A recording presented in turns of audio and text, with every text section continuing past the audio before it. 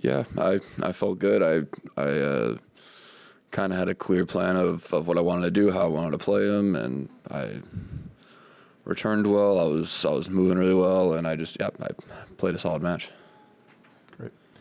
Congratulations. Name and affiliation. Questions. Matt. Hey, Tyler, Matt Futterman from the New York Times. Given, I know you were disappointed in your performances at the previous Grand Slams this year. What has it been like sort of getting through this first week for you? I know that also just getting through the first week isn't what your goal is, but the one match at a time approach and making sure to focus in a way that, I don't know, maybe you struggled with earlier at the slams earlier in the year. Is there a different approach this week? I wouldn't say there's a different approach. I'd say, if anything, I'd say all the bad slam results weigh on you even more and add even more pressure to get through these early rounds. But I mean, look, I think Australian Open second round, I played fine. I thought Popperin played really well. French Open, I lost to a very good player playing well, and then in Wimbledon as well, I was up 2 sets. Thought I was playing pretty solid, and I thought Ymer again played really, really well. So I feel like I could a lot of things I could have done different in a lot of those matches, but at the same time, I do think I've had a bit of a slightly unlucky run of players playing very well, and it just feels good this week that I haven't really allowed that to happen or given anybody the opportunity to do that against me because of how well I've been playing. Richard Osborne, USOpen.org. Are there slams when you can feel momentum early on, maybe in the first week, and you just feel like something special is going to happen? I've had tournaments where it's happened one way, it's happened the other way. I've had tournaments where I'm playing so many good matches and I feel great, and then I just play the worst match ever. I'd say a little bit of that in Cincinnati. I thought I played some really good matches, and then I played Novak, and I played a really bad match, and I felt like that was going to be the one. But and then I've had tournaments where I'm playing just awful, and I just get through a couple matches, and then I start playing really well, and I end up winning the tournament. So it goes both ways. I'm playing great, but I'm not gonna get ahead of myself. Jonathan Braden, USOpen.org. It seems like from our perspective, everything's kind of working well for you, but are there a few things that are really clicking to you, or what in particular are you pleased with? I'm playing pretty well all around. I feel like I have a pretty all around game, and I think just the next step to really, if we're going to talk about going extremely deep, winning the tournament, I think the serve needs to be clicking a little more than it is. I think I'm getting away with winning a lot of baseline points and winning a lot of points on my second serve because just from the ground I've been playing well and just been a bit better from the ground than people I've played, I feel like. But I think when I start to play people that are very good from the ground, I'm going to need to get more free points on my serve and rely a bit more on my serve. So I think that's probably the next step, just to up that percentage and serve a bit better if I want to, take out the top guys. Okay. Willie Weinbaum from ESPN. Congrats. How would you describe the level of work it takes all year and also in the weeks leading up to the majors and during the majors to advance, the grind that's involved in that? Yeah, it's so much because it's just such a long season, and it wears on you having to always kind of always be doing the right things. Like it's it wouldn't be so tough if you only had to kind of get into this mindset and this, put this work in and do it a couple times a year, for the slams, the big events, but you're doing it pretty much every week, just it almost never stops. So that's the part that gets you, is you kind of just always have to be mentally and physically just on focus for every single match, every single week. And sleeping well, eating well, gym, tennis, doing everything, or else you're not going to be able to compete. May I ask one more? You may. Before you came in this evening, some of the other Americans who've also advanced have talked about the effect success has on each other guy.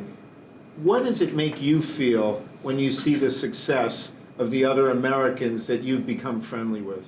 It's I mean, probably shouldn't say that I'm friendly with the other American guys. You know, those are like my closest friends. So when any of us see the others having good results, it's motivating.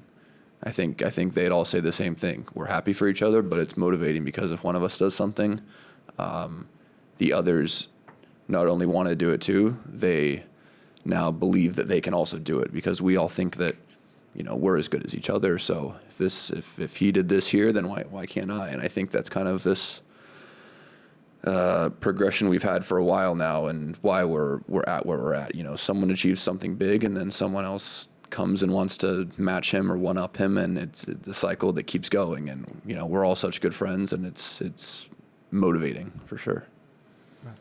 On a day like today, do you watch them at all? I mean, obviously not standing in the stadium, but when you're in the locker room, are you paying attention at all on television? When I'm in the locker room, I'm watching. I slept in and had a pretty late day, so by the time I kind of got going, Tommy was already done. But yeah, I was watching France's match when I was in the locker room, just hanging out before my match. You know, it's on TV in front of me. I'm not gonna not watch it, I guess. You know, I don't watch a lot of tennis when I'm not at tournaments. I probably don't watch any tennis at all, to be honest. I can't remember the last time I watched like a Grand Slam final or anything, but when it's in front of me and I'm at a tournament, I'm always watching, yeah. Andrew. Andrew Jones, ESPN Inscape. Taylor, what is your favorite Paul Annacone story, and what's your funniest Paul Annacone story? There's so many, man. I think the funniest Paul Annacone story it might also be my favorite, to be honest. He tells me a lot of good ones with Pete and Roger, but I think my favorite and the funniest one is, you know, he's talking about his career. He was a serve and volleyer, and I think he told me he finished that year around like 10 or maybe even a little higher, but he was close to his career high playing, you know, serving and volleying and not playing from the back at all. And he said they worked a lot on hitting from the ground and improving, you know, where he was not as good. And he said the next year he felt like he was hitting the ball way better, but his ranking dropped a lot. And he asked his coach, you know, what's going on? And his coach is like, well, you know, you're losing a lot more, but you look better you look better losing. But I think, yeah, that's something he tells me when we're talking about, I guess, you know, not changing your game too much, because you change your game too much, you might improve some weaknesses, but you get away from what really makes you, I guess, you as a player. Yes. Hey Taylor, Bridget from the New York Post. Kind of going back to your fellow Americans, you guys entered today as the highest seeds in your section, kind of thanks to some upsets that happened earlier, and all of you came away today, moving on. So how's that feeling for you? It feels really good, if I'm being honest. I mean, I expected you know, Francis and Tommy to move forward, and yes, even yesterday before everyone played today, I looked at the draw, and it's been a crazy, this side of the draw is crazy, and I looked at it for the first time, and I was like the whole thing, and I was like, wow, like one of these guys is like on their side, I said one of these guys is for sure making it to the semifinals. So not to put pressure on them, but that's just what I thought personally. I was like, wow, it's you know, I wonder who it's going to be, but one of them is going to be in the semis, I'd say. And yeah, we're all talking and seeing each other in locker rooms and stuff, and it's, you know, it's cool. We're gonna hopefully keep it going. Okay. Andrew, last question. Andrew Aknos with ATP. You were talking about trying to get your serve to click a little bit, hoping maybe in the future rounds. How difficult is it to sort of make it click mid-tournament, and how do you avoid overanalyzing it? I avoid overanalyzing it because I'm still, you know, it's not bad. Like I'm serving fine. I just think if I want to really like, I'm saying, you know, if I want to beat the top, like, you know, Novak or Alcaraz or any, like those guys, like it's gonna need to be a bit better. So I'm not overanalyzing it because it's not like it's broken or anything like that. I'm being a bit nitpicky when I say it needs to be better, but I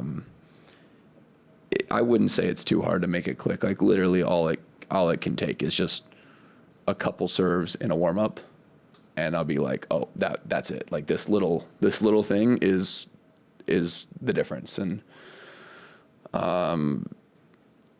yeah, I'm not. I feel like it just will naturally with me just like playing and serving. It'll get better.